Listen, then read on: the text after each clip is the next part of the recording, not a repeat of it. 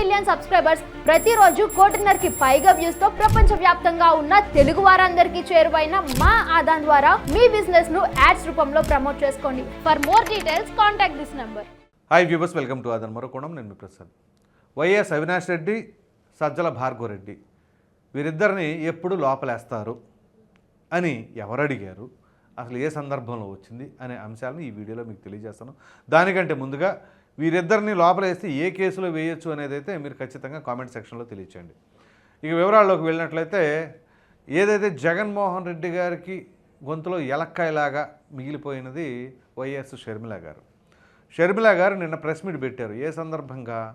ఏదైతే కడప స్టీల్ ప్లాంట్కి సంబంధించిన అంశం, అది టెంకాయల ప్లాంట్గా మిగిలిపోతుందని చెప్పేసి నేను టెంకాయలతో ఆవిడ ఒక కార్యక్రమం చేపట్టారు అనమాట.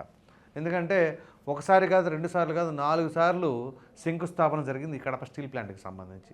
మొట్టమొదటిసారిగా 2008లో వైఎస్ రాజశేఖర రెడ్డి గారు, దాని తర్వాత 2019 స్టార్టింగో లేదా 18 ఎండింగ్, ఎగ్జాక్ట్గా ఎలక్షన్స్కి ఒక 6 నెలల ముందు 2018 ఎండింగ్ అనుకుంటా, అప్పుడు కడప స్టీల్ ప్లాంట్కి అని చెప్పేసి చంద్రబాబు నాయుడు గారు శంకుస్థాపన చేయటం.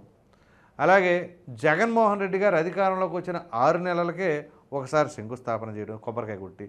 మరలా 2023లో సజ్జల జిందాలను పట్టుకొచ్చేసి టెంకాయ పగలు కొట్టారు. తీరా చూస్తే టెంకాయలు పగులుతున్నాయే కానీ అక్కడ కడప స్టీల్ ప్లాంట్ మాత్రం ఏది లేదు అని చెప్పేసి అయితే ఆవిడ తన యొక్క ఆవేదన అయితే వెలుగుచ్చారు. ఈ క్రమంలో చాలా ఆసక్తికరమైన అంశాలను ఆవిడ లేవనెత్తారు. ప్రధానంగా ఏదైతే 2023లో జిందాల్ ఉన్నాడు కదా, ఆయన వచ్చేసి ఇదిగో నేను జగన్మోహన్ రెడ్డి గారు అంటే నాకు మంచి అభిమానం, అది చేస్తాం ఇది చేస్తాం, మేము ఇద్దరం కలిసి ప్రయాణం చేస్తాం అని చెప్పేసి అన్నారు. తీరా కట్ చేస్తే అసలు వాళ్ళిద్దరి మధ్య జరిగిన అంతర్గత వ్యవహారాలు ఏంటిరా బాబు అని అంటే, కాదంబరి జత్వాని అని చెప్పేసి స్వయాన షర్మిల గారే నిన్న డైరెక్ట్గా వ్యాఖ్యానించారు. సో ఆవిడని ఏ విధంగా హింస పెట్టారు, దానివల్ల ఎంతమంది పోలీసులు ఇబ్బంది పడ్డారు, ఎవరు సస్పెండ్ అయ్యారు అనే అంశాలు ప్రస్తావిస్తూ, సో ఈ విధంగా వీళ్ళు ఏది కూడా చిత్తశుద్ధితో చేయట్లేదు, ఇదే జగన్మోహన్ రెడ్డి గారు చిత్తశుద్ధితో నేను పూర్తి చేస్తాను అది ఇది అని చెప్పేసి అన్నారు, కానీ తీరా చేసింది ఏం లేదు, 2 సార్లు టెంకాయ మాత్రం కొట్టారు అని చెప్పేసి అయితే ఆవిడ అభిప్రాయం వ్యక్తం పరిచారు. ఇక దాని తర్వాత ఒక విలేకరు అడిగిన ప్రశ్న ఇదే చాలా కీలకమైన అంశం. ఏంటి అంటే సోషల్ మీడియాలో పోస్టులకు సంబంధించిన అంశం.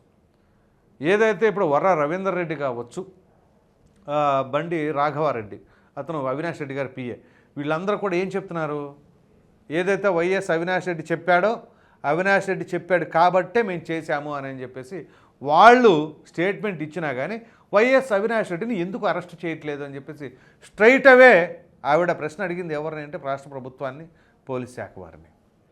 సో అలాగే అప్పుడు సోషల్ మీడియా ఇన్ఛార్జిగా వ్యవహరించింది ఎవరు? సజ్జల భార్గవరెడ్డి. మరి సజ్జల భార్గవరెడ్డిని ఎందుకు వదిలేస్తున్నారు, మీరు అరెస్ట్ చేస్తారంటే దొరకట్లేదా ఈ పట్టుకోవడానికి అని చెప్పేసి ఆవిడ చాలా స్ట్రాంగ్గానే కౌంటర్ చేశారు. ప్రధానంగా ఏంటి అంటే అసలు ఎవరెవరు దీని వెనకాల ఉన్నారు, చేసింది వీళ్ళే ఒప్పుకుంటున్నారు, వాళ్ళు చేయించిన వారు ఎవరు, వాళ్ళపైన కూడా కఠినంగా వ్యవహరించాలి కదా. చేసిన వాళ్ళని పట్టుకుంటే సరిపోతుందా అని అంటే వర్ర రవీందర్ రెడ్డి అనే వ్యక్తి ఖచ్చితంగా చేశాడని ఒప్పుకున్నట్టే కదా. మరి నిన్న జగన్మోహన్ రెడ్డి గారు వర్ర రవీందర్ రెడ్డిని పైన అక్రమ అరెస్ట్ చేశారని ఎలా చెప్తున్నారు?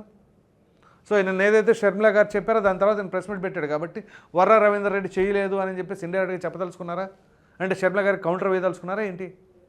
అంటే వైఎస్ షర్మిల గారు అబద్ధాలు చెప్తున్నారనా, లేకపోతే జగన్మోహన్ రెడ్డి గారు అబద్ధాలు చెప్తున్నారని అనుకోవాలా? ప్రజలకు క్లారిటీ ఇవ్వాలి కదా.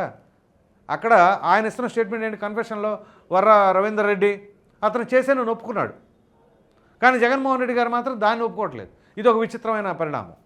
అయితే ఇక్కడ ఎవరెవరు చేపించారు అంటే అవినాష్ రెడ్డి చేపించాడు అని చెప్పేసి క్లియర్ కట్గా వాళ్ళు చెబుతున్నా కానీ మరి కూటమి ప్రభుత్వం ఎందుకు అలసత్వం వ్యవహరిస్తుంది అని చెప్పేసి అయితే ఆవిడ ప్రశ్నించారు.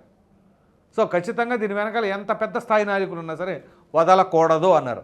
ఇండైరెక్ట్గా ప్యాలెస్లో అని కూడా ఆవిడ చెప్పారు. అంటే జగన్మోహన్ రెడ్డి గారు ఉన్నా సరే వదలకూడదు అని చెప్పేసి తన అంతరార్థం డైరెక్ట్గా చెప్పారు. దాంట్లో మొహవడమే లేదు ఆవిడ ఈ అంశమైనా కదా ఏ అంశమైనా సరే అటాకింగ్లో దిగారు అంటే కూటమి కంటే కూడా చాలా స్ట్రాంగ్గా మాట్లాడుతున్నారు. ఆవిడ చాలా స్ట్రాంగ్గా నిలదీస్తున్నారు జగన్మోహన్ రెడ్డి గారిని. సో ఇప్పుడు కూటమి అధికారంలో ఉంది కాబట్టి, మరి పోలీస్ శాఖ వాళ్ళ ఆధ్వర్యంలో ఉంది కాబట్టి మరి ఏం చేస్తున్నారు మీరు అంటే మహిళల పైన ఈ విధంగా వ్యక్తిత్వ హననం చేస్తున్నా సరే చూసి చూడనట్టు పోతారా? ఎవరెవరైతే చేయించారో వాళ్ళని వదిలేస్తారా? మరి మహిళలకు భద్రత రాజకీయాల్లో ఉండాలి, చాలా యాక్టివ్గా ఉండాలి, ప్రతి దాంట్లో పాలు పంచుకోవాలి అని చెప్పేసి అంటే ఏ విధంగా బయటకు వస్తారు? 33% రిజర్వేషన్ ఇస్తున్నాము, అందరికీ సపోర్ట్ చేస్తున్నామంటే ఇదేనా మీరు ఇచ్చే సపోర్టు? ఈ విధంగా ఎవరెవరైతే మహిళల పట్ల అసభ్యంగా ప్రవర్తిస్తున్నారో వాళ్ళపైన కఠినంగా వ్యవహరించి భవిష్యత్తులో ఏ ఒక్కరు కూడా ఇట్లాంటివి చేయడానికి సాహసించకుండా చేయాలి కదా. అలాగే మహిళలకి ఒక భద్రత కల్పించి వాళ్ళకు ఒక నమ్మకం కలగజేయాలి కదా సమాజంలో. మీకేం ఇబ్బంది లేదు, మీరు రండి, మీ ఇంట్రెస్ట్ని బట్టి మీరు చేయండి, మీరు ప్రతి దాంట్లో ఉండాలి అని చెప్పి సపోర్ట్ ఇవ్వాలి కదా. ఆ నమ్మకం, ఆ భరోసా కల్పించవలసింది ఎవరు? రాష్ట్ర ప్రభుత్వమే కదా. మరి రాష్ట్ర ప్రభుత్వం ఏం చేస్తుంది? ఈ చిన్న చిన్న వాళ్ళని పట్టుకొని పెద్ద పెద్ద వాళ్ళని వదిలేస్తారా అని చెప్పేసి ప్రశ్నిస్తున్నారు. సో ఇక్కడ కూటమి నాయకులకు కూడా ఒక రకంగా చురకండిచ్చినట్లే. సో ఖచ్చితంగా మీరు అరెస్ట్ చేయాలి. మరి ఎప్పుడు అరెస్ట్ చేస్తారు? ఓ ప్రకటన సాక్ష్యాధారాలతో సహా దొరుకుతున్నాయి కదా, ఇంకా ఎందుకు జాప్యం చేస్తున్నారని చెప్పేసి అడుగుతూ ఉన్నారు. మరి ఇక్కడ ప్రతి ఒక్క అంశం, ఓ పక్కన జగన్మోహన్ రెడ్డి గారు ఉన్నా కానీ ఖచ్చితంగా పట్టుకోవాల్సిందే అంటున్నారు. అలాగే జగన్మోహన్ రెడ్డి గారిని కూడా అసెంబ్లీకి మీరు ఎందుకు వెళ్ళట్లేదు, మాట్లాడితే ప్రెస్ మీట్లు పెట్టి మాట్లాడుతున్నారు అని చెప్పేసి ప్రశ్నించారు. సో మీరు అసెంబ్లీకి వెళ్లకుండా ఈ విధంగా కూర్చుంటారంటే మీకు అసలు ఎందుకు ఇవ్వాలి, రాజీనామా చేయండి అని చెప్పేసి మరలా ఆవిడ ప్రస్తావించడం జరిగింది. సో ఒక పులివెందుల ఎమ్మెల్యేగా ఉన్నారు, కనీసం ఆ స్టీల్ ప్లాంట్కి సంబంధించిన బాధ్యత మీకు లేదా? వైఎస్ అవినాష్ రెడ్డి ఇప్పుడు 3వ సారి కడప ఎంపీగా ఉన్నాడు, మరి ఆయన ఏం పట్టించుకుంటున్నాడు ఈ స్టీల్ ప్లాంట్కి సంబంధించిన అంశం? ఇవి పట్టించుకోరు, కానీ సోషల్ మీడియాలో పోస్టులకు మాత్రం బ్రహ్మాండంగా సలహాలు ఇస్తారా అని చెప్పేసి ఆవిడ డైరెక్ట్గా అంటే సోషల్ మీడియా పైన ఉన్నంత శ్రద్ధ ప్రజల పట్ల కానీ, ప్రజలకు ఏదైతే ఆ స్టీల్ ప్లాంట్ ద్వారా ఒక 25,000 మందికి ఉపాధి వస్తుందని కదా, సో వాటిపైన మీకు శ్రద్ధ ఉండదు అని చెప్పేసి అంటున్నారు. సో మరి వీటికి సమాధానం ఎవరు చెప్తారు? ఇటు కూటమి నాయకులు ఖచ్చితంగా సమాధానం చెప్పాలి. మరి వైఎస్ అవినాష్ రెడ్డి గారు కావచ్చు, జగన్మోహన్ రెడ్డి గారు కావచ్చు, పులివెందుల ఎమ్మెల్యేగా ఆయన కూడా సమాధానం చెప్పాలి. ఏమైనా చెప్తారా? స్వయాన తన చెల్లెల పైన ఆ విధంగా అసభ్యకరంగా పోస్టులు పెట్టినవాడు ఒప్పుకుంటుంటే, కానీ జగన్మోహన్ రెడ్డి గారు అతని మీద అక్రమంగా పోస్టు పెట్టారని చెప్పేసి మాట్లాడుతుంటే ఇంతకంటే దౌర్భాగ్యం, ఇంతకంటే నీచమేమైనా ఉంటుందా? అంతెందుకు, ఇదే వైఎస్ షర్మిల గారు తెలంగాణలో పార్టీ పెట్టినప్పుడు తన పాదయాత్ర చేస్తుంటే కేసీఆర్ గారి ఆధ్వర్యంలో, కేసీఆర్ గారి ప్రభుత్వ హయాంలో ఆవిడని కారు కట్టి పోలీసు వాహనం ఈడ్చుకెళ్ళిపోతే కనీసం ఒక మాట అంటే ఒక మాట స్పందించారా జగన్మోహన్ రెడ్డి గారు? నరేంద్ర మోదీ గారు, ప్రధాని గారు స్పందించారు, ఫోన్లో పరామర్శ. కానీ స్వయాన తోడబుట్టిన జగన్మోహన్ రెడ్డి గారు మాత్రం ఒక్క మాట కూడా అనలేదే. అంటే చూడండి వీళ్ళకి విద్వేషాలు ఏ విధంగా ఉన్నాయి అనేది. అంటే ఈ ఎంత దూరమైనా వెళ్ళిపోతారు, కానీ పొరపాటున చెల్లి తల్లి అనేది ఎక్కడా ఉండదు అనేది ఇండైరెక్ట్గా తెలిసిపోతుంది అక్కడ. సో ఈ ఆస్తుల పట్ల, ఈ అధికారాల పట్ల ఉన్నంత శ్రద్ధ సొంత కుటుంబ సభ్యుల మధ్య ఉండదా, వాళ్ళ మీద ఉండదా అనేది ప్రజలు క్లియర్గా అర్థమైపోయేలాగా వ్యవహరిస్తూ ఉన్నారు. సో మరి ఇటువంటి తరుణంలో ఏం చెప్తారు? షర్మిల గారు అడిగిన ప్రశ్నలకు ఏం సమాధానం మీ దగ్గర ఉందా? ఉంటే చక్కగా చెప్పండి, ప్రెస్ మీట్ పెట్టి ఎదురుబోదురు. ఆవిడ ఖచ్చితంగా ధారాళంగా మాట్లాడతారు, అదేవిధంగా ప్రశ్నిస్తూ ఉంటారు. ఆ ప్రశ్నకు వీళ్ళే సమాధానం చెప్పాలంటే ఎత్తుకోవాలి, తడుముకోవాలి. మరి ఇప్పటికైనా కానీ జగన్మోహన్ రెడ్డి గారు కొంచెం ఆచితూచి వ్యవహరించాలి, ఏదైనా ప్రెస్ మీట్లు పెట్టి మాట్లాడేటప్పుడు ఏది కరెక్టు ఏది రాంగు అనేది కూడా విశ్లేషించుకోవాలి, ఏది స్క్రిప్ట్ ఉంటే అది మాట్లాడకూడదు అన్నట్టుగా ఆవిడ చెబుతూ ఉన్నారు. సో అక్కడ ఒక పక్కన బాధితురాలు ఆవిడే మాట్లాడుతూ ఉన్నారు, ఈ విధంగా వీళ్ళే చేశారని చెప్పేసి ఆ కన్ఫెషన్ స్టేట్మెంట్ వాళ్ళు ఇస్తున్నా కానీ వాళ్ళు చేయలేదని చెప్పి జగన్మోహన్ రెడ్డి గారు ఏ విధంగా చెప్తారు? సో అవినాష్ రెడ్డి గారిని, సజ్జల భార్గవరెడ్డి గారిని ఇమీడియట్గా వారిని అరెస్ట్ చేసి వాళ్ళపైన చర్యలు తీసుకోండి అని చెప్పేసి అయితే ఆవిడ చాలా గట్టిగానే డిమాండ్ చేస్తూ ఉన్నారు. మరి చూద్దాం ప్రభుత్వం ఎందుకు అలసత్వం వ్యవహరిస్తుంది ఏంటి అనేది.